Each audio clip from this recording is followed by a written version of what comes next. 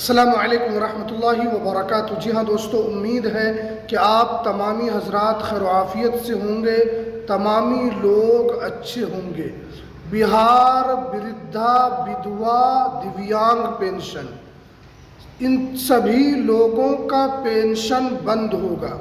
आज मैं आपको इस वीडियो के अंदर बताऊंगा, अगर आप बिहार से आते हैं, चाहे वो वृद्धा पेंशन धारक हो, विधवा पेंशन धारक हो या विकलांग पेंशन धारक हो, सभी का पेंशन बंद होगा।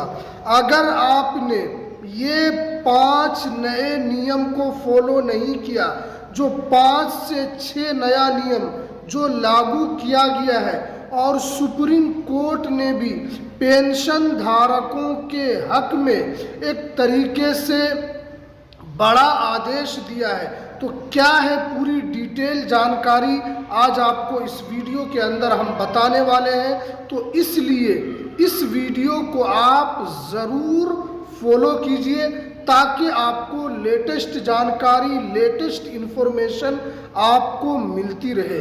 तो चलिए हम वीडियो को शुरू करते हैं।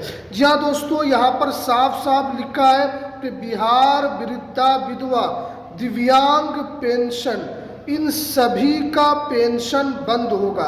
देखिए, आप जानते हैं कि भारत के अलग अलग राज्यों में अलग अलग पेंशन मिलता है। अगर हम हरियाणा की बात करें तो वहाँ पर 3200 रुपये पेंशन मिलता है, यानी वहाँ पर बढ़ी हुई पेंशन की राशि मिल रही है। इसी तरीके से अगर हम राजस्थान की बात करें तो राजस्थान सरकार ने भी 500 रुपये पेंशन बढ़ाने का ऐलान किया है। इसी तरह पंजाब सरकार ने भी पेंशन को बढ़ाने का ऐलान किया है। तो इन सभी राज्यों में पेंशन बढ़ रहा है। सुप्रीम कोर्ट ने भी साफ साफ बता दिया है कि इन सभी राज्यों में तो पेंशन बढ़ा है, इनके अलावा सभी राज्यों में पेंशन को बढ़ाया जाए।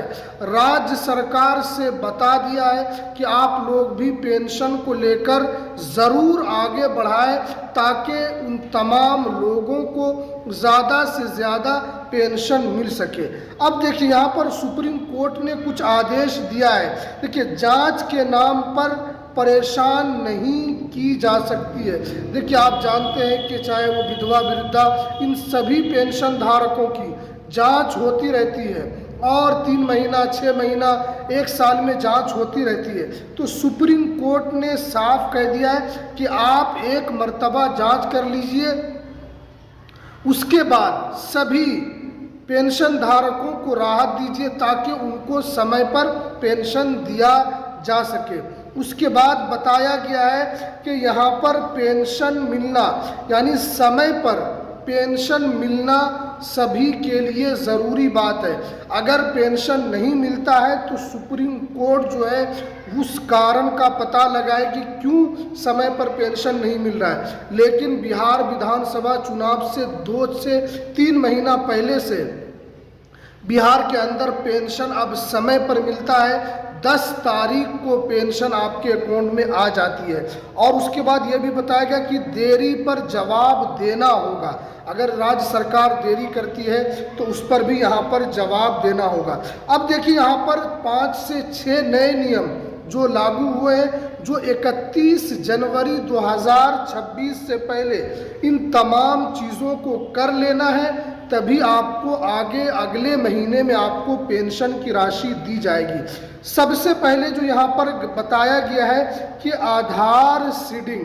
देखिए, अगर आपने अब तक आधार सीडिंग नहीं कराया है तो आपको अपने आधार कार्ड को अपने बैंक से आपको यहाँ पर लिंक कर देना है, क्योंकि अगर आप नहीं करेंगे तो आपके पेंशन को रोक दिया जाएगा।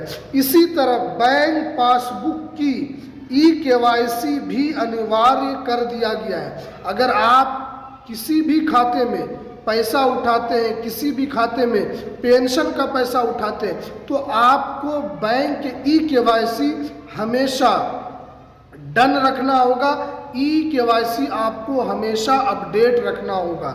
उसके अलावा जो यहाँ पर जो तीसरी जो नई नियम निकल कर आ रही कि जीवन प्रमाण पत्र आपको 31 जनवरी 2026 तक हर हाल में अपलोड करना होगा। इससे पहले जो इसका डेट था 31 दिसंबर 2025 था, लेकिन बिहार के अंदर अचानक जो ऐलान हुआ तो सर्वर काफ़ी स्लो हो गया। बहुत सारे लोगों ने जीवन प्रमाण पत्र को अपलोड नहीं कर पाए। बहुत सारे लोग जीवन प्रमाण पत्र इसलिए अपलोड नहीं कर पाए क्योंकि सर्वर जो है वो क्रैश हो गया था, वो काम नहीं कर रहा था, सिर्फ रात में काम कर रहा था 12 से 6 बजे तक। तो इसलिए सरकार ने साफ साफ कहा है, नीतीश कुमार ने साफ कहा है कि इसके डेट को बढ़ाया जाए और 31 जनवरी 2026 कर दिया गया है। उसके अलावा जो यहाँ पर चौथी जो अपडेट निकल कर आ रही कि डीबीटी आपको यहाँ पर लिंक रखना होगा। देखिए, अगर आप डीबीटी लिंक नहीं रखते हैं तो आपका पैसा कभी भी फंस सकता है, आपका पैसा आपके अकाउंट तक नहीं पहुँचेगा, आपका पैसा आपको अपने अकाउंट में नहीं मिलेगा। तो इसलिए डीबीटी को भी हमेशा एक्टिव रखना है, नहीं तो आपका डीएक्टिव कर दिया जाएगा, फिर आपका पैसा पेंशन वाला आपके खाते में बिल्कुल नहीं आएगा। उसके बाद जो बताया गया है कि आधार से उम्र की डिजिटल तरीके से जांच की जाएगी। देखिए, बहुत सारे लोग हैं जिनकी एज आधार कार्ड में तो यहाँ पर पूरी नहीं हुई है, फिर भी वो पेंशन का पैसा उठा रहे, फिर भी वो पेंशन की राशि उठा रहे। तो अब यहाँ पर बताया गया कि डिजिटल तरीके से यहाँ पर उनकी उम्र की जांच होगी। सरकार सॉफ्टवेयर के जरिए से आपकी उम्र की पहचान करेगी कि आप सही में आपकी एज 60 साल हुई है या नहीं हुई है, या आप फर्जी तरीके से आप पेंशन का पैसा उठा रहे हैं। उसके बाद बताया गया कि मृत्यु पर पेंशन बंद होगा।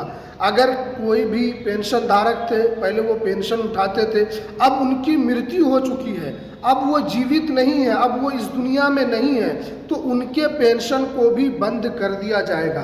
क्योंकि सरकार जो है वो जांच कर रही है कि कितने ऐसे पेंशन धारक हैं जो पेंशन तो मिल रहा था, उन लोगों ने सब चीज़ किया, लेकिन अब उनकी मृत्यु हो गई है, तो अब उनको पेंशन कैसे बंद करना है, तो सरकार उस पर भी काम कर रही है। मृत्यु प्रमाण पत्र जो है उनको वहाँ पर अपलोड करना होगा ताकि उनका पेंशन बंद हो। अब नहीं तो हो सकता है कि सरकार अपने से ही आपके पेंशन को बंद कर दे, क्योंकि जो पेंशन धारक है उनकी मृत्यु हो गई है, अब उस पैसे को लेने का हक आपको नहीं है। तो इसलिए सरकार इसकी भी जांच कर रही है। अब विधवा पेंशन बंद होगा पूर्ण शादी करने पर।